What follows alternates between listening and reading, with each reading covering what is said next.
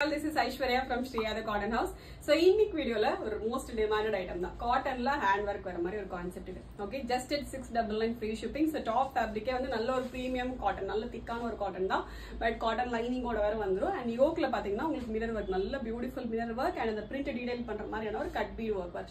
Concept is just at $699. Total 4 beautiful shades. All XXL sizes available. Because first, I have a beautiful blue shade.